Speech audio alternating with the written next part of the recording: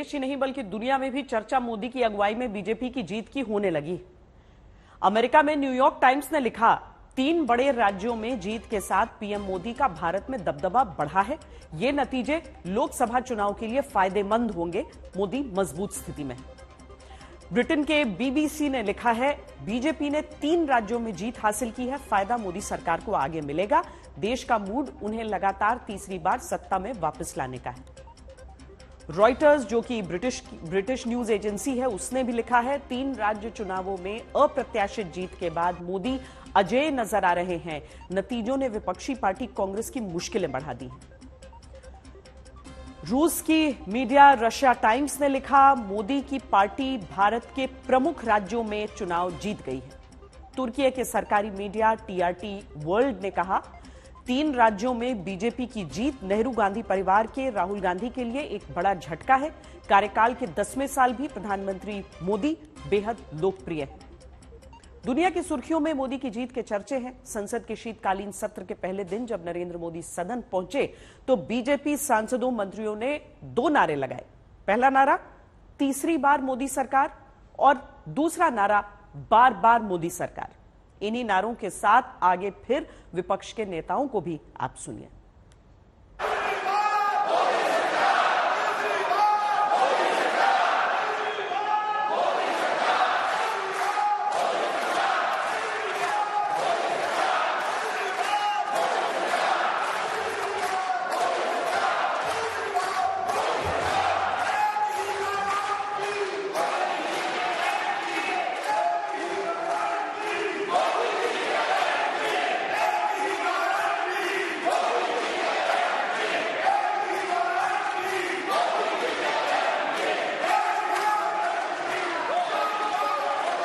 प्रधानमंत्री जी और मान लीजिए छत्तीसगढ़ में प्रधानमंत्री वर्सेस बाघेल, और राजस्थान में प्रधानमंत्री वर्सेस गहलोत, वोट इस तरह की हुई।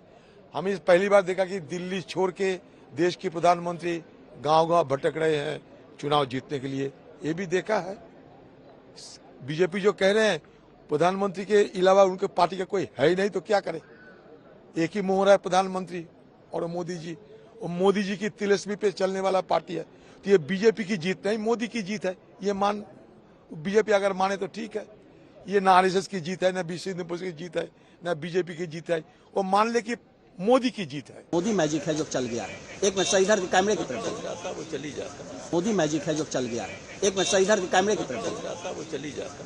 बहुत सी बातें हैं, जब बीजेपी को कोई जीत या कोई प्रतिष्ठा या कोई यश मिलता है तो उनकी परंपरा है कि मोदी जी की जीत है, मोदी जी की विजन की जीत है। हम भी कहेंगे अगर मोदी है तो बीजेपी है आज की, नहीं तो क्या है बीजेपी? मोदी माइनस बीजेपी क्या है, मुझे बताइए। किसको छोड़ा ही नहीं है ना, सबको खत्म कर दिया। तो आज मोदी है तो मोदी मोदी रहेगा। जिस तरीके से उनकी जीत हुई है, खास करके मध्य प्रदेश और छत्तीसगढ़ में, सरप्राइजिंग थी, पर वो बधाई के पात्र हैं। उन्होंने जनता के बीच में जाकर जनता को कन्विंस कर पाए। नरेंद्र मोदी जी खुद वहां पर चुनाव प्रचार कर रहे थे, कोई चुनावी चेहरा नहीं था, सीएम का चेहरा नहीं था, तो जनता ने उन पर विश्वास जताया, इसमें कोई 2 राय नहीं है। आज 4 दिसंबर है, परसों यानी 6 तारीख को इंडिया गठबंधन की बैठक होनी थी।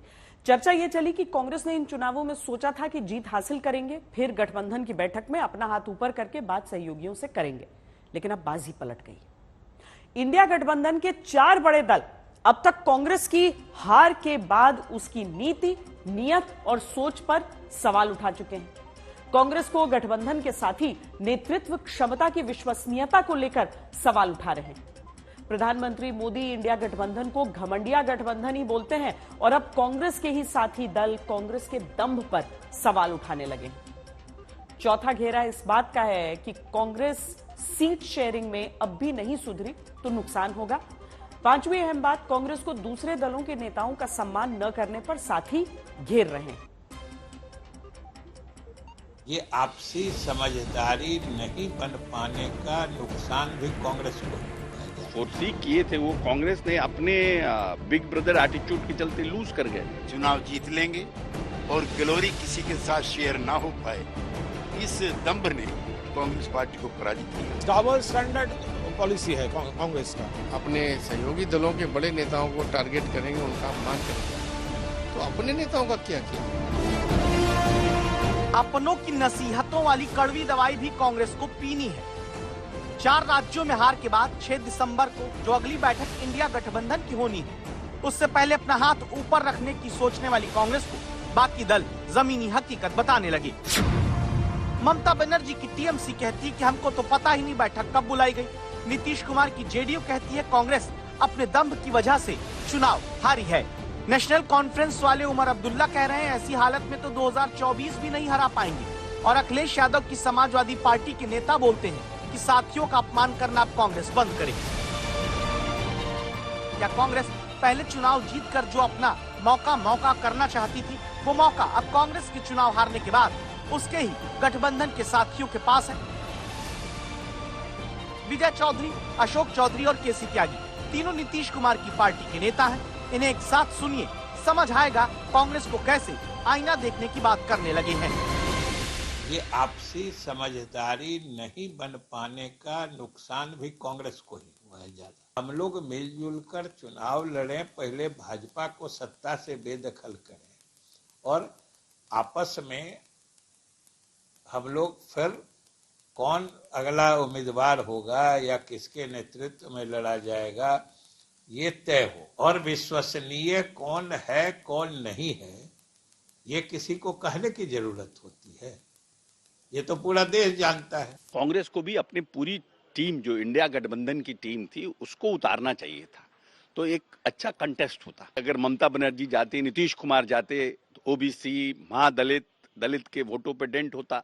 कहीं ना कहीं अपनी बात को रखते, बाकी जो राज्यों के मुख्यमंत्री थे वो लोग जाते, वो लोग अपनी बातों को रखते, तो सब जो फोर्सी किए थे वो कांग्रेस ने अपने बिग ब्रदर एटीट्यूड के चलते लूज कर गए। लूज कौन किया? कांग्रेस किया। जहां तक एक क्रेडिबल लीडरशिप का सवाल है तो हम समझते हैं कि हमारे नीतीश कुमार जी में वो सब क्रेडिबिलिटी है। देखिए, हम बीजेपी की इस विजय पर और कांग्रेस की इस हार पर कांग्रेसियों से ज्यादा दुखी। अपने बलबूते चुनाव जीत लेंगे और ग्लोरी किसी के साथ शेयर ना हो पाए, इस दंभ ने कांग्रेस पार्टी को पराजित किया।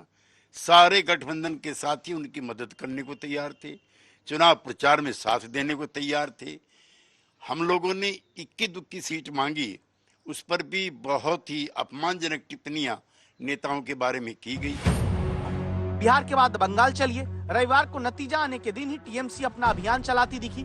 नतीजे आए तो टीएमसी के मुखपत्र जागो बांग्ला में लिखा गया, कांग्रेस के भीतर जमींदार वाली सोच है, कांग्रेस को हार के बाद सोचना पड़ेगा। कांग्रेस वो सेल्फ क्रिटिसिज्म करना चाहिए, उसका जो गलत तरीका है, गलत नीतियों है वो संभाल लेना चाहिए, नहीं तो ये ठीक नहीं होगा। डबल स्टैंडर्ड पॉलिसी है कांग्रेस का। वहां पर ममता दीदी कांग्रेस को हेल्प कर रहा है इंडिया जोट के बारे में, और यहाँ पर कांग्रेस बंगाल में सीपीएम के साथ मिलकर भाजपा का दलाली कर रहा है। वहां पर ईडी कांग्रेस को लीडरशिप को डिस्टर्ब कर रहा है, तब ईडी बुरा है। और यहाँ पर जब बीजेपी ईडी सीबीआई को तृणमूल के खिलाफ मिसयूज कर रहा है, तब सपोर्ट कर रहा है कांग्रेस। ये डबल स्टैंडर्ड गेम, ये तो सोचना चाहिए उनको लीडरशिप।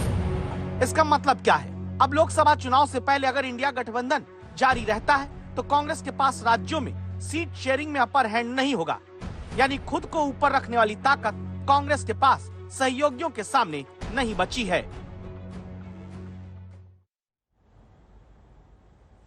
जैसे नतीजे आ गए तो चुनाव मत समझिए कि खत्म हो गए। विपक्ष की तरफ से चुनाव खत्म होने पर एक और चलन है, चलन ईवीएम पर सवाल उठाने का। जब तक ये सियासी रस्म हारने वाला दल पूरा न करे, चुनाव पूरा माना ही नहीं जाता।